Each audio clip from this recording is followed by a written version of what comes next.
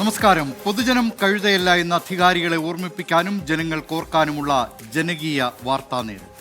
ജനകീയ വിഷയങ്ങൾ എന്നത്തെയും പോലെ ഇന്നുമുണ്ട് നിരവധി പറയാൻ. എല്ലാ പ്രേക്ഷകർക്കും സ്വാഗതം. ഞാൻ ബി ദിലീപ് കുമാർ.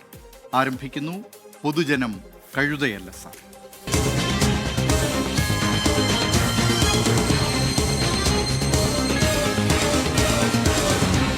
പൊതുജനം കഴുതയല്ല സാർ. വി ഡി സതീശൻ സർക്കാരിന്റെ ആദ്യ ബജറ്റിൽ സർക്കാർ ജീവനക്കാർക്കും നെൽകർഷകർക്കും നിരാശ. DA കുടിശ്ശികകൾ തീർപ്പാക്കുന്നതിനെക്കുറിച്ച് ബജറ്റിൽ യാതൊരുവിധ പ്രഖ്യാപനങ്ങളും ഇല്ല. നെൽകർഷകരുടെ പ്രതിസന്ധി പരിഹരിക്കാൻ നടപടിയുമില്ല. പരമ്പരാഗത വ്യവസായത്തിനും ഫണ്ട് അനുവദിച്ചില്ല. സാമൂഹ്യക്ഷേമ പെൻഷൻ ഉയർത്തുമെന്ന പ്രഖ്യാപനവും വെറുതെയായി. തിരുവനന്തപുരത്ത് നിന്ന് എസ് വിനേഷ് കുമാർ തയ്യാറാക്കിയ റിപ്പോർട്ട് കാണാം. ബജറ്റിലെ നിരാശകൾ.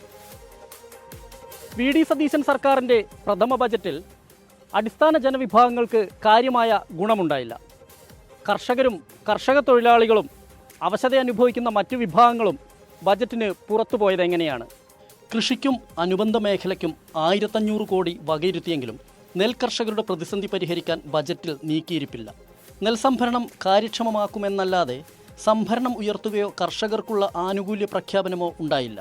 പാലക്കാട്ടെയും കുട്ടനാട്ടിലെയും നെല്ലറകളോട് കടുത്ത അവഗണനയാണ് സർക്കാർ കാണിച്ചതെന്നാണ് ആക്ഷേപം. തെരഞ്ഞെടുപ്പിന്റെ റിസൾട്ട് പരിശോധിച്ചാൽ മനസ്സിലാവും. 20,600 വോട്ടിന്റെ ഭൂരിപക്ഷം ഉണ്ടായിരുന്നു.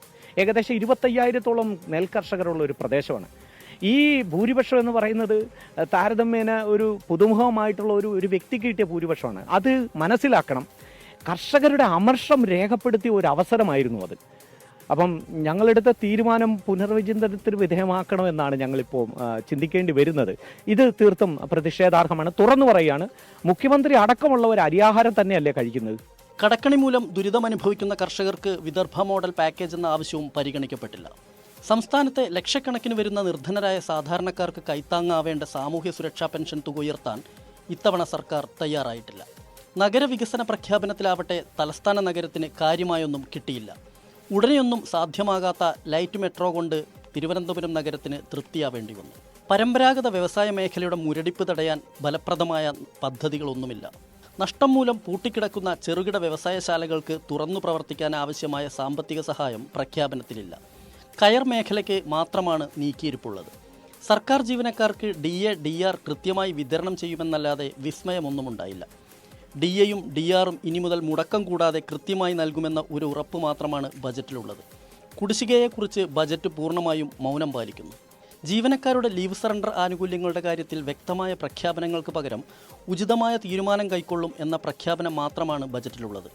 മുൻ സർക്കാർ പ്രഖ്യാപിച്ച അഷേർഡ് പെൻഷൻ പദ്ധതിയിലെ അവ്യക്തതകൾ നീക്കിയ ശേഷം നിലവിലുള്ള NPS പെൻഷൻ സംവിധാനം പരിഷ്കരിക്കാൻ നടപടി സ്വീകരിക്കുമെന്ന് പറയുന്നുണ്ടെങ്കിലും സാമ്പത്തിക ആനുകൂല്യങ്ങൾ എപ്പോൾ ലഭ്യമാകുമെന്ന കാര്യത്തിൽ ഉറപ്പുകളില്ല.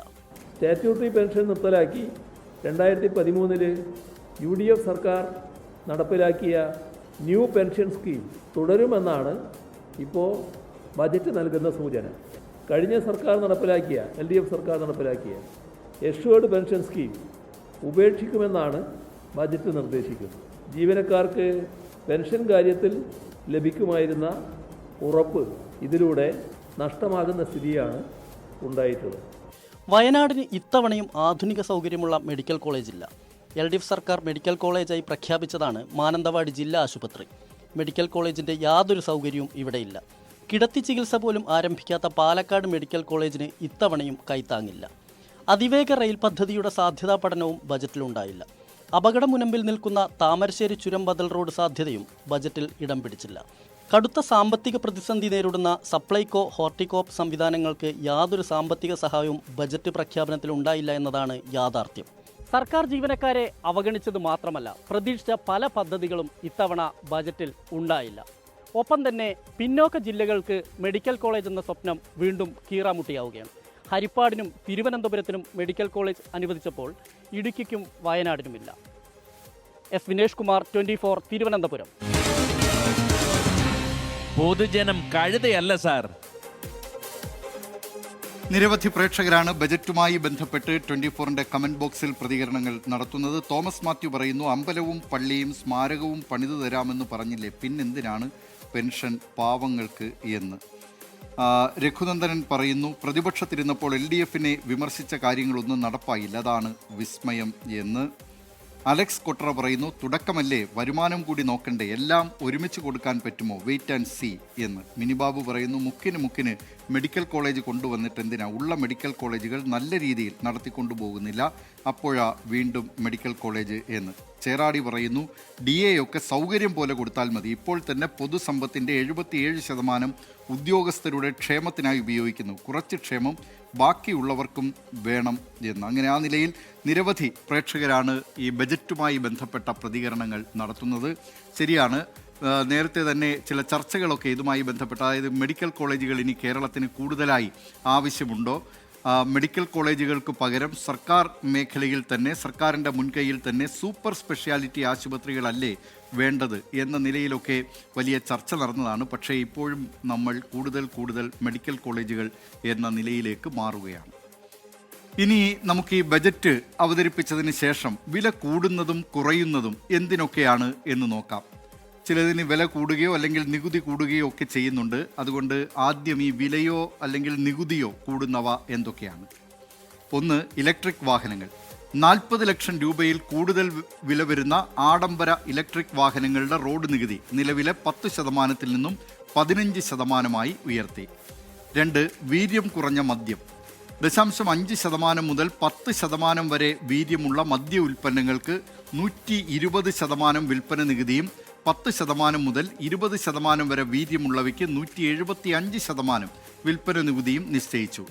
3, അണ്ടർ വാല്യുവേഷൻ കേസുകളിലെ പലിശ. അണ്ടർ വാല്യുവേഷൻ കേസിൽ അന്തിമ ഉത്തരവ് വന്ന് 60 ദിവസത്തിനകം അധിക മുദ്രവില അടയ്ക്കാത്ത കേസുകളിൽ കുടിശ്ശിക തുകയ്ക്കുമേൽ പ്രതിമാസം 1% നിരക്കിൽ പലിശ ഈടാക്കും. അതായത് പ്രതിവർഷം 12%. ഇനി നമുക്ക് ഈ വില കുറയുന്നത് എന്തിനൊക്കെയാണ്, അല്ലെങ്കിൽ നികുതി കുറയുന്നത് എന്തിനൊക്കെയാണെന്ന് നോക്കാം. ഇലക്ട്രിക് വാഹനങ്ങൾ, അത് 10 ലക്ഷം രൂപ വരെ വിലയുള്ള ഇലക്ട്രിക് വാഹനങ്ങളുടെ റോഡ് നികുതി 5% നിന്നും 3% കുറച്ചിട്ടുണ്ട്. 15 ലക്ഷം മുതൽ 20 ലക്ഷം രൂപ വരെ വിലയുള്ളവയുടെ റോഡ് നികുതി 8% നിന്നും 5% 2, സ്റ്റേജ് കാരിയേജ് ബസ്സുകൾ. സ്റ്റേജ് കാരിയേജ് ബസ്സുകളുടെ നിലവിലെ ത്രൈമാസ നികുതിയിൽ 50% ഇളവ്.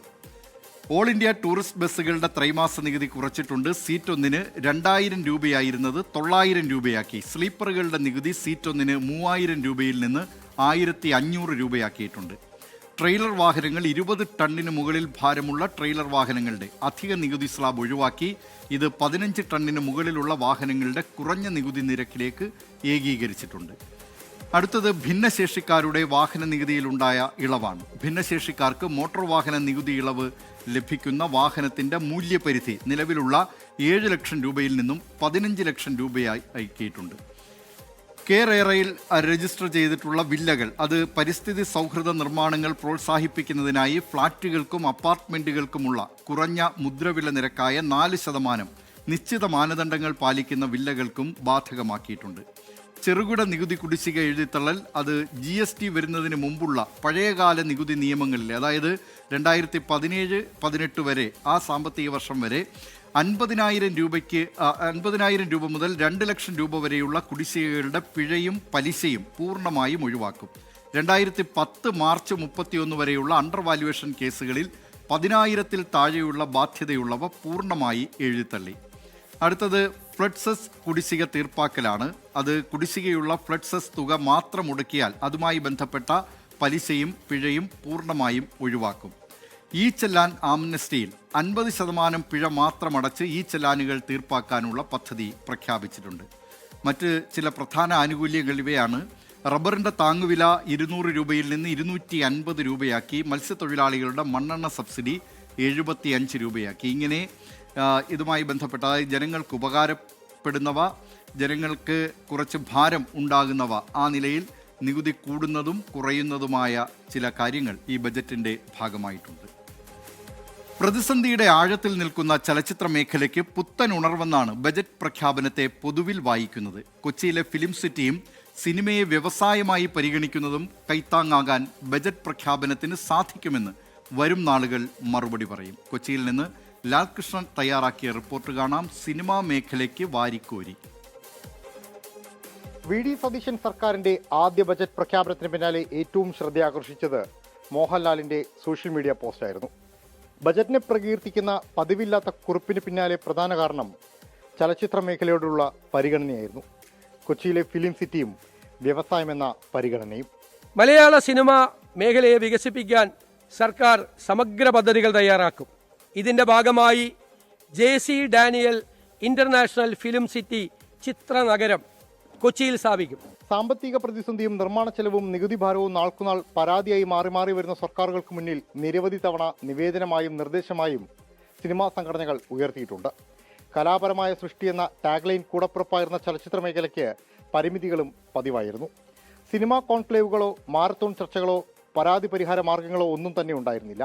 100-200 കോടി ബോക്സ് ഓഫീസ് കളക്ഷൻ എന്നത് പലർക്കും ബാധ്യതയായിരുന്നു, ചിലർക്ക് അപ്രാപ്യവും. നിർമ്മാണം മുതൽ പ്രദർശനം വരെ നികുതിയും സെസ്സും നിറഞ്ഞ നഷ്ടത്തിന്റെ ബാലൻസ് ഷീറ്റായി മേഖല മാറ്റവെയാണ് ഈ പ്രഖ്യാപനം. കൊച്ചിയിൽ സർക്കാർ സംവിധാനത്തിൽ ഫിലിം സിറ്റി വരുന്നതോടെ പോസ്റ്റ് പ്രൊഡക്ഷൻ എന്ന വലിയ കടമ്പയിൽ സാമ്പത്തിക ഞെരുക്കത്തെ കുറച്ചൊക്കെ പിടിച്ചുകെട്ടാൻ സാധിക്കുമെന്നാണ് ചലച്ചിത്ര ലോകത്തിന്റെ പ്രതീക്ഷ. അന്താരാഷ്ട്ര നിലവാരമെന്ന പ്രഖ്യാപനം സാങ്കേതികമായി നൂതന സംവിധാനങ്ങളെ ആശ്രയിക്കുമെന്ന ആശയത്തിന് ചിറക് നൽകുന്നതാണ്. ഒട്ടുമുക്കാൽ ചിത്രങ്ങളുടെയും പോസ്റ്റ് പ്രൊഡക്ഷൻ കൊച്ചിയിലായതിനാൽ തന്നെ ചിലവിനെ ചുരുക്കാമെന്നാണ് പ്രതീക്ഷ. വ്യവസായമെന്ന പ്രഖ്യാപനത്തിലൂടെ നികുതിയിലെ വേലിയേറ്റങ്ങളെ ഇനി ഭയപ്പെടേണ്ട എന്ന ആശ്വാസമാണ് ചിലർക്ക് ബാക്കി. കൊച്ചിയിൽ എന്ന പരിമിതി വടക്കും തെക്കും ബാധിക്കില്ല എന്നാണ് സംഘടനകൾ പറയുന്നത്.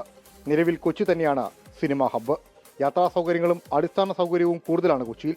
കാലങ്ങളായി മുന്നോട്ട് വച്ച ആവശ്യങ്ങൾ സർക്കാർ അംഗീകരിച്ച ആശ്വാസത്തിലാണ് സിനിമാ മേഖല നിലവിലുള്ളത്. പ്രതിസന്ധികൾ പ്രായോഗിക തലത്തിലേക്ക് എത്തുമ്പോൾ ഗുണദോഷവശങ്ങൾ വീണ്ടും ഇഴകീറി പരിശോധിക്കപ്പെടുമെന്നതാണ് മറ്റൊരു സത്യം. അന്താരാഷ്ട്ര സിനിമകളെ പോലും ആകർഷിക്കാനുതകുന്ന ഒരു ഫിലിം സിറ്റി എന്നതാണ് ബജറ്റിലെ പ്രഖ്യാപനം. പ്രതീക്ഷകൾ വാനോളമാണ്. പ്രായോഗിക തലത്തിലേക്ക് എത്തുമ്പോൾ അത് എത്രത്തോളം കാത്തുസൂക്ഷിക്കാൻ സർക്കാരിന് കഴിഞ്ഞു എന്നതാണ് ഇനി കാത്തിരുന്ന് കാണേണ്ടത്. ലാൽകൃഷ്ണ, 24, കൊച്ചി. പൊതുജനം കഴുതയല്ല സാർ. അപ്പോൾ പ്രേക്ഷകരിങ്ങനെ ബജറ്റുമായി ബന്ധപ്പെട്ട പ്രതികരണങ്ങൾ നടത്തിക്കൊണ്ടിരിക്കുകയാണ്. ആൽഫ പറയുന്നു, പാലക്കാടിനെ കുറിച്ച് മാത്രം പറയല്ലേ, ആര് വന്നിട്ടും ഒരു കാര്യവുമില്ല, ഉള്ള കോച്ച് ഫാക്ടറിയും പോയി എന്ന കാര്യം. ഷൗക്കത്ത് പറയുന്നു, സർക്കാർ ഉദ്യോഗസ്ഥർക്ക് മാത്രം മതിയോ കാര്യങ്ങൾ എന്നത്. ജോസ്വിൻ ജോസഫ് പറയുന്നു, കടം കയറി കുളമായ കേരളത്തെ പിന്നെ ഈ സർക്കാർ എന്ത് ചെയ്യും, അതാരും പറയുന്നില്ല. ആശാ സിംഗപ്പൂർ പറയുന്നു, ഉള്ളിടത്ത് തന്നെ വീണ്ടും മെഡിക്കൽ കോളേജ് വരുന്നു, ഞങ്ങൾ വയനാട്ടുകാർക്കാണെങ്കിൽ ഒരു നല്ല ഹോസ്പിറ്റൽ ഇല്ല എന്ന കാര്യം ചൂണ്ടിക്കാട്ടുന്നുണ്ട്. അതുപോലെ നിരവധി പ്രേക്ഷകർ ഇതിൽ ഒരു പ്രേക്ഷകൻ തോമസ് മാത്യു പറയുന്നു, മദ്യത്തിന് കുറച്ച് വില കുറയും എന്ന് പറയുന്നുണ്ട്. എന്നാൽ മദ്യത്തിന് വില കൂട്ടുന്നത് നല്ല കാര്യമാണ് എന്ന് പറയുന്ന പ്രേക്ഷകരുണ്ട്. അതിനു പകരം ജീവൻ രക്ഷാ ഔഷധങ്ങൾക്ക് വില കുറയ്ക്കണം എന്ന കാര്യം സീന മുഹമ്മദ് അക്കാര്യം ചൂണ്ടിക്കാട്ടുന്നുണ്ട്. ആൻജിയോപ്ലാസ്റ്റി കഴിഞ്ഞ എൻ്റെ ഭർത്താവിന് ഒരു മാസം മരുന്നിന് മാത്രം 3000 രൂപയ്ക്ക് മുകളിൽ വരും എന്ന കാര്യം പറയുന്നുണ്ട്. അങ്ങനെ നിരവധി പ്രേക്ഷകർ ഇതുമായി ബന്ധപ്പെട്ടൊക്കെ പ്രതികരിക്കുന്നുണ്ട്. നമുക്ക് നേരത്തെ പറഞ്ഞ മെഡിക്കൽ കോളേജ് വിഷയത്തിലേക്കൊന്ന് പോകാം. ഹരിപ്പാട്ട് മെഡിക്കൽ കോളേജ് എന്ന ബജറ്റ് പ്രഖ്യാപനം പുതിയതല്ല. കഴിഞ്ഞ UDF സർക്കാരിൻ്റെ കാലത്ത് 2012 ആദ്യമായി ഹരിപ്പാട് കേന്ദ്രീകരിച്ച് മെഡിക്കൽ കോളേജ് പ്രഖ്യാപിക്കുന്നത്. സ്വകാര്യ പങ്കാളിത്തത്തോടെ തുടങ്ങാനിരുന്ന മെഡിക്കൽ കോളേജിനെ LDF അന്ന് ശക്തമായി എതിർത്തു. വലിയ രാഷ്ട്രീയ വിവാദങ്ങൾക്കൊടുവിൽ പദ്ധതി തന്നെ ഇല്ലാതായി. ഇന്ന് വീണ്ടും UDF സർക്കാർ അതേ പദ്ധതി പ്രഖ്യാപിക്കുമ്പോൾ ചരിത്രം ഓർക്കുകയാണ് ഹരിപ്പാടുകാർ. വണ്ടാനം മെഡിക്കൽ കോളേജിൽ നിന്ന് കേവലം 17 കിലോമീറ്റർ മാത്രമാണ് നിർദ്ദിഷ്ട ഹരിപ്പാട് മെഡിക്കൽ കോളേജിലേക്കുള്ള ദൂരം എന്നതും കാണാതിരിക്കരുത്. കാണാം ആലപ്പുഴയിൽ നിന്ന് അശ്വിൻ പാലാഴി തയ്യാറാക്കിയ റിപ്പോർട്ട്. കാസർഗോഡ്, ഇടുക്കി, വയനാട്, മഞ്ചേരി മെഡിക്കൽ കോളേജുകളിലെ അവസ്ഥ ഇപ്പോഴും ശോചനീയമായി തുടരുകയാണ്. ഇവിടങ്ങളിൽ അടിസ്ഥാന സൗകര്യങ്ങൾ, ജീവനക്കാർ, ഉപകരണങ്ങൾ എന്നിവ മെച്ചപ്പെടുത്തുന്നതിനുള്ള നടപടികൾ സ്വീകരിക്കും. തിരുവനന്തപുരത്തെ 2ാം മെഡിക്കൽ കോളേജ് പ്രവർത്തനക്ഷമമാക്കും. ഹരിപ്പാട് ഒരു പുതിയ മെഡിക്കൽ കോളേജ് സ്ഥാപിക്കും. പൊതു സ്വകാര്യ പങ്കാളിത്തത്തോടെയുള്ള ആദ്യ സർക്കാർ medical college 2012 Haripad medical college പ്രഖ്യാപിക്കുമ്പോൾ അന്നത്തെ UDF സർക്കാരിന്റെ ലക്ഷ്യം ഇതായിരുന്നു. രമേശ് ചെന്നിത്തലയുടെ അഭിമാന പദ്ധതി. പ്രതിപക്ഷ എതിർപ്പും പിന്നാലെ ഉണ്ടായ രാഷ്ട്രീയ വിവാദങ്ങളും അന്ന് ആ പദ്ധതിയെ അപ്പാടെ ഇല്ലാതാക്കി. സ്വകാര്യ പങ്കാളിത്തത്തോടെ ഒരു സർക്കാർ മെഡിക്കൽ കോളേജ്. സംസ്ഥാന സർക്കാരിന് വെറും 26% ഓഹരി മാത്രം. സ്ഥലം സർക്കാർ വാങ്ങി നൽകണം. മെഡിക്കൽ കോളേജ് പണിയുന്നത് സ്വകാര്യ വ്യക്തികൾ. നടത്തിപ്പിലും സർക്കാരിന് പങ്കില്ല. ഇതായിരുന്നു 2012 UDF അവതരിപ്പിച്ച ഹരിപ്പാട് മെഡിക്കൽ കോളേജ്. LDF ശക്തമായി എതിർത്തു. മെഡിക്കൽ വിദ്യാഭ്യാസത്തിന്റെ വാണിജ്യവൽക്കരണം അപകടകരമെന്ന് പ്രതിപക്ഷം നിലപാടെടുത്തു. കരുവാറ്റയിൽ സ്ഥലമേറ്റെടുത്തതിൽ വൻ അഴിമതി ആരോപണം ഉയർന്നു. പിന്നാലെ വിജിലൻസ് അന്വേഷണം. മാനദണ്ഡങ്ങൾ പാലിക്കാതെയാണ് പദ്ധതി പ്രഖ്യാപനമെന്ന് പ്രതിപക്ഷ നേതാക്കൾ ആരോപിച്ചു. 17 കിലോമീറ്റർ ദൂരെ മാത്രം എല്ലാ സൗകര്യങ്ങളോടുമുള്ള വണ്ടാനം മെഡിക്കൽ കോളേജ് ഉള്ളപ്പോൾ തൊട്ടടുത്ത് മറ്റൊരു മെഡിക്കൽ കോളേജ് സ്ഥാപിക്കുന്നതിന് പിന്നിൽ രാഷ്ട്രീയ താൽപര്യങ്ങൾ മാത്രമെന്നും LDF വാദമുയർത്തി. എതിർക്കാവുന്ന എല്ലാ വഴികളും പ്രതിപക്ഷം ആയുധമാക്കി. ഒടുവിൽ LDF അധികാരത്തിലേറിയപ്പോൾ തന്നെ പദ്ധതി പൂർണ്ണമായും ഉപേക്ഷിച്ചു. ഈ ദുരൂഹതകളൊക്കെ നിലനിൽക്കുന്ന സാഹചര്യത്തിൽ പുതിയ മെഡിക്കൽ കോളേജിന്റെ പ്രഖ്യാപനം വീണ്ടും അത് സംബന്ധിച്ച് ആശങ്കകളും സംശയങ്ങളും മുൻപോട്ട് വരികയാണ്. അത് സംബന്ധിച്ച് വ്യക്തമായ കാര്യങ്ങൾ ഇതിനെ സംബന്ധിച്ച് എങ്ങനെയാണ് ഇത് നടത്താൻ പോകുന്നതെന്നും ഇതിന്റെ നടത്തിപ്പ് എങ്ങനെയാണെന്നും എങ്ങനെയാണ് ഇവിടുത്തെ ചികിത്സാ സംവിധാനങ്ങളെന്നും എങ്ങനെയാണ് ഇവിടെ കുട്ടികളെ പ്രവേശിപ്പിക്കുന്നതെന്നും ഏതൊക്കെ രീതിയാണെന്നുള്ളത് വിശദമായ റിപ്പോർട്ടുകൾ മുമ്പോട്ട് വെക്കേണ്ടതായിട്ടുണ്ട്. പദ്ധതി വീണ്ടും പ്രഖ്യാപിക്കപ്പെടുമ്പോൾ വലിയ പ്രതീക്ഷയാണ് പൊതുജനങ്ങൾക്ക്. ഹരിപ്പാട്, കായംകുളം, മാവേലിക്കര, കൊല്ലം ജില്ലയിലെ കരുനാഗപ്പള്ളി ഉൾപ്പെടെയുള്ള പ്രദേശങ്ങളിലെ ജനങ്ങൾക്ക് ആശ്വാസം. അടിയന്തര ഘട്ടങ്ങളിൽ വണ്ടാനത്തേക്കോ തിരുവനന്തപുരത്തേക്കോ ഓടാതെ തൊട്ടടുത്തുള്ള ഹരിപ്പാടേക്ക് എത്താം. നിർദ്ദിഷ്ട ഹരിപ്പാട് മെഡിക്കൽ കോളേജിനായി കണ്ടെത്തിയിരിക്കുന്ന കരുവാറ്റ എന്ന കൊച്ചു ഗ്രാമത്തിന്റെ വികസനവും നാടിന്റെ സ്വപ്നമാണ്. ബജറ്റിലെ പ്രഖ്യാപനം മാത്രമാണ് നിലവിൽ വന്നിട്ടുള്ളത്. പഴയതുപോലെ സ്വകാര്യ പങ്കാളിത്തത്തോടെയാണോ ഹരിപ്പാട് മെഡിക്കൽ കോളേജ്?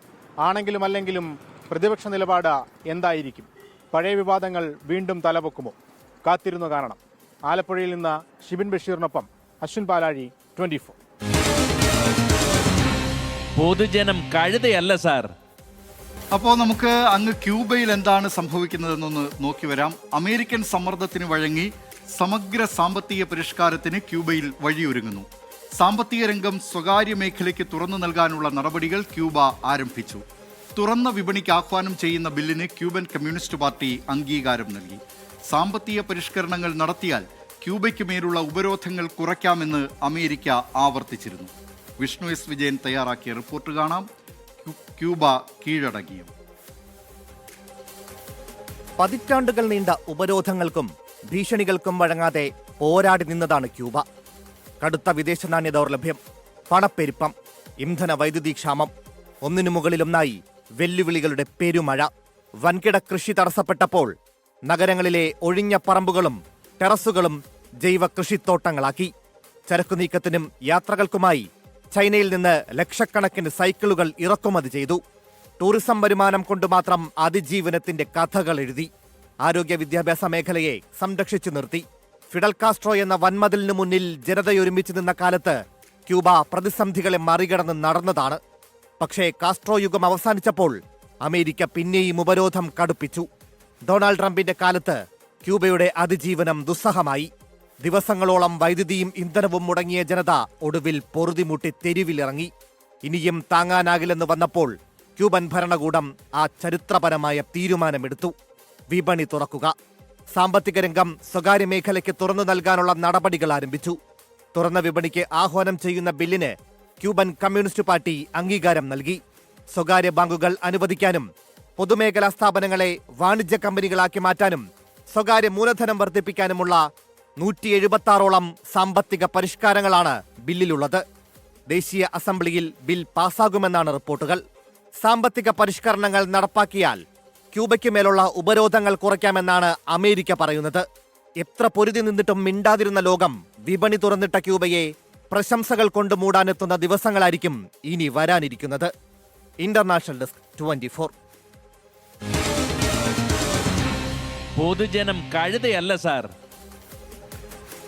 നാട് വികസിക്കുന്നതിനനുസരിച്ച് നമ്മുടെ റോഡുകൾ വികസിക്കുന്നുണ്ടോ? ദിനംപ്രതി പുതിയ വാഹനങ്ങൾ നിരത്തിലിറങ്ങുന്നു. എന്നാൽ നടക്കാനുള്ള നമ്മുടെ അവകാശം എത്രത്തോളം സംരക്ഷിക്കപ്പെടുന്നുണ്ട്?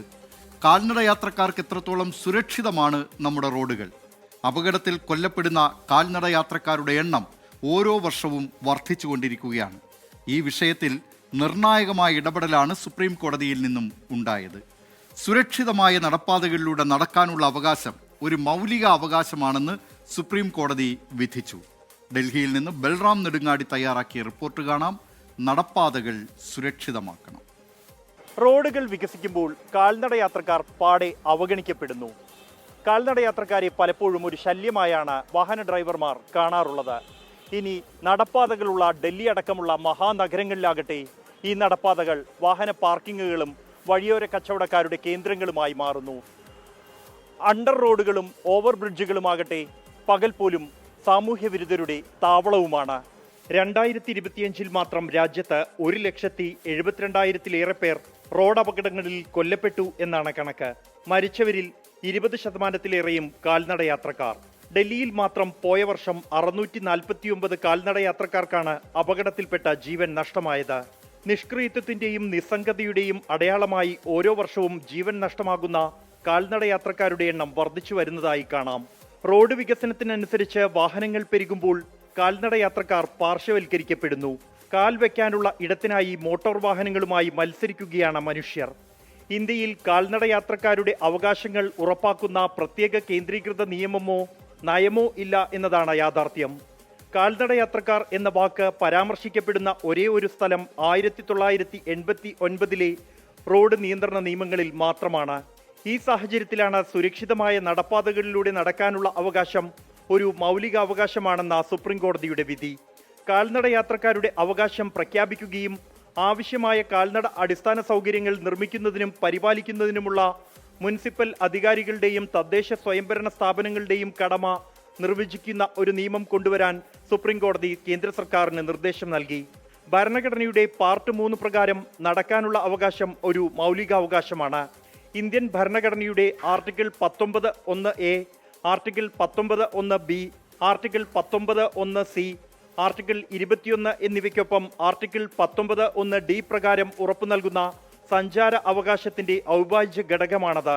നടക്കാനുള്ള മൗലികാവകാശം നടപ്പാതകൾക്കുള്ള അവകാശത്തിൽ ഉൾപ്പെടും. മോട്ടോർ വാഹനങ്ങളെക്കാൾ മുൻഗണന മനുഷ്യർക്കാണെന്നും ജസ്റ്റിസുമാരായ PS നരസിംഹ, അതുൽ S ചന്ദൂക്കർ എന്നിവരടങ്ങിയ ബെഞ്ച് വ്യക്തമാക്കി. നിർദ്ദേശിക്കപ്പെട്ട നടപ്പാതകളിൽ നടക്കാനുള്ള അവകാശത്തിന്റെ ലംഘനം പൗരന്മാർക്ക് നഷ്ടപരിഹാരത്തിനും ഭരണഘടന പ്രകാരവും നിയമപരവുമായ പരിഹാരങ്ങൾ തേടാനും അവകാശമുണ്ടാകുമെന്നും സുപ്രീം കോടതി വിധിച്ചു. പിതാവിനോടൊപ്പം സ്കൂളിലേക്ക് നടക്കുന്നതിനിടെ ടാങ്കർ ഇടിച്ച് ഗുരുതരമായി പരിക്കേറ്റ് മരിച്ച 5 വയസ്സുകാരന്റെ മോട്ടോർ അപകട ക്ലെയിം കേസിലാണ് സുപ്രീം കോടതിയിൽ നിന്നുള്ള നിർണായക വിധി. നടക്കാനുള്ള അവകാശം അംഗീകരിക്കുന്നതിലും അതിനായുള്ള സൗകര്യങ്ങൾ ഒരുക്കുന്നതിലും പരാജയപ്പെട്ടത് വിചിത്രം എന്ന് നിരീക്ഷിച്ച സുപ്രീം കോടതി ചക്രങ്ങൾ ഭാവനയെ മറച്ചതുകൊണ്ടോ ഭരണകൂടം വാഹനങ്ങൾക്കായി നല്ല റോഡുകൾ ഒരുക്കുന്നതിലുള്ള തിരക്കിലായതുകൊണ്ടോ ആകാം അത് സംഭവിച്ചതെന്നും നിരീക്ഷിച്ചു.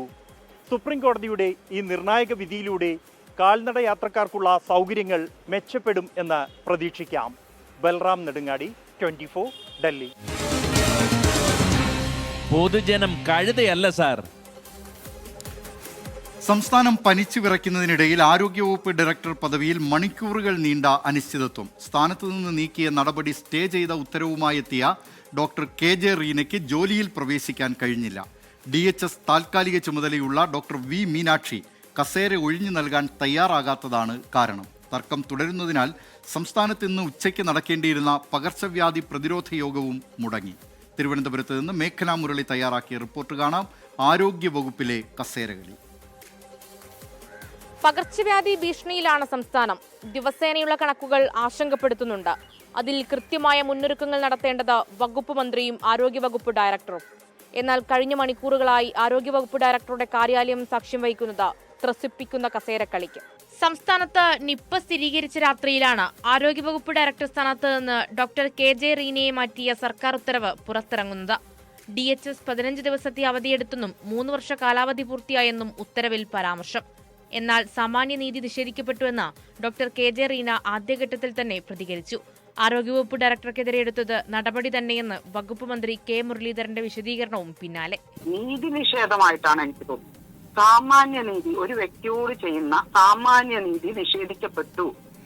10-30 വർഷമായില്ലേ സർവീസിലെ. സർക്കാരിൻ്റെ ആലോചിക്കാതെ ചില നടപടികൾ സ്വീകരിച്ചതുകൊണ്ടും അവരെ മാറ്റി. നടപടിയെന്നോ എന്ത് വേണമെങ്കിലും വ്യാഖ്യാനിക്കാം. ഏതായാലും അവരെ ട്രാൻസ്ഫർ ചെയ്തു. അതിനിടയിൽ സ്ഥലമാറ്റ ഉത്തരവിലെ 15 ദിവസം അവധിയെടുത്തു എന്ന ഭാഗം സർക്കാർ തന്നെ തിരുത്തി. പിന്നാലെ ഡോക്ടർ റീന നീതി ആവശ്യപ്പെട്ട് അഡ്മിനിസ്ട്രേറ്റീവ് ട്രൈബ്യൂണലിനെ സമീപിക്കുകയായിരുന്നു. ശേഷം സർക്കാർ നടപടി ട്രൈബ്യൂണൽ സ്റ്റേ ചെയ്തു. സ്ഥലമാറ്റ ഉത്തരവിൽ നൽകിയ വിശദീകരണം തൃപ്തികരമല്ലെന്നും കണ്ടെത്തൽ. ശേഷമാണ് സ്റ്റേ ചെയ്ത ഉത്തരവുമായി ഡോക്ടർ റീന ആരോഗ്യവകുപ്പ് ഡയറക്ടറുടെ കാര്യാലയത്തിൽ വീണ്ടും ജോലിക്കായി എത്തുന്നത്. കോടതി പറയുന്നത് വരെയും തുടരും. കസേരയിൽ ഏതായാലും DHS ആണെന്ന് കോടതി പറഞ്ഞിട്ടുണ്ടല്ലോ. കോടതി വരരുതെന്ന് പറയണവരെ വരും. എന്നാൽ ആരോഗ്യവകുപ്പ് ഡയറക്ടറുടെ താത്കാലിക ചുമതലയുള്ള ഡോക്ടർ വി മീനാക്ഷി സ്ഥാനത്ത് നിന്ന് മാറാൻ തയ്യാറായില്ല. മാറേണ്ടതില്ല എന്ന നിർദ്ദേശം ലഭിച്ചുവെന്നാണ് വിവരം. സർക്കാരിനെ അനുസരിക്കാത്ത ഉദ്യോഗസ്ഥർ സ്ഥാനത്തുണ്ടാകില്ലെന്ന് ആരോഗ്യവകുപ്പ് മന്ത്രിയുടെ പ്രതികരണം. സർക്കാരിനെ അനുസരിക്കാത്ത ഉദ്യോഗസ്ഥന്മാർ കെ മുരളീധരൻ ഈ കസാലയിൽ ഇരിക്കുമ്പോൾ ആ സ്ഥാനത്ത് ഉണ്ടാവില്ല. ഡോക്ടർ റീനയെ സ്ഥാനത്ത് നിലനിർത്തേണ്ടതില്ലെന്ന ഉറച്ച നിലപാടിലാണ് ആരോഗ്യവകുപ്പ്. ട്രൈബ്യൂണൽ വിധിക്കെതിരെ സർക്കാർ ഹൈക്കോടതിയെ സമീപിച്ചു. അതേസമയം 13,000-ലധികം ആളുകൾ പകർച്ചപ്പനിക്ക് സർക്കാർ ആശുപത്രികളിൽ മാത്രം ചികിത്സ തേടിയ സംസ്ഥാനത്തെ അവലോകന യോഗവും ഇന്ന് മുടങ്ങി. എപ്പോൾ പ്രതിസന്ധി തീരുമെന്ന കാര്യത്തിലും ആരോഗ്യവകുപ്പിന് വ്യക്തതയില്ല. പകർച്ചവ്യാധി അവലോകന യോഗത്തിൽ പോലും ആരു പങ്കെടുക്കുമെന്ന ആശയക്കുഴപ്പമുണ്ട്. പനിച്ചു വരയ്ക്കുന്ന കേരളത്തിന് ഇത് ഗുണം ചെയ്യില്ലെന്നുറപ്പ്. ആരോഗ്യ കേരളം വെന്റിലേറ്ററിലായാൽ അതിന് ഉത്തരവാദിത്തം വകുപ്പ് മന്ത്രിക്ക് കൂടിയുണ്ട്. ഈ സമയത്ത് തന്നെ വേണമായിരുന്നോ ഈ പിടിവാശി എന്നതും ചോദ്യം. ക്യാമറമാൻ സന്തോഷ് ശേഖരോടൊപ്പം മേഘ്ന മുരളി, 24 തിരുവനന്തപുരം. പൊതുജനം കഴുതയല്ല സാർ. അങ്ങനെ പൊതുജനം കഴുതയല്ല സാറിന്റെ ഇന്നത്തെ അധ്യായം ഇവിടെ അവസാനിക്കുകയാണ്. ഇനി 24-ന്റെ സജീവ സംവാദ പരിപാടിയെ എൻകൗണ്ടറുമായി ചേരുന്നു KR ഗോപികൃഷ്ണൻ. നമസ്കാരം.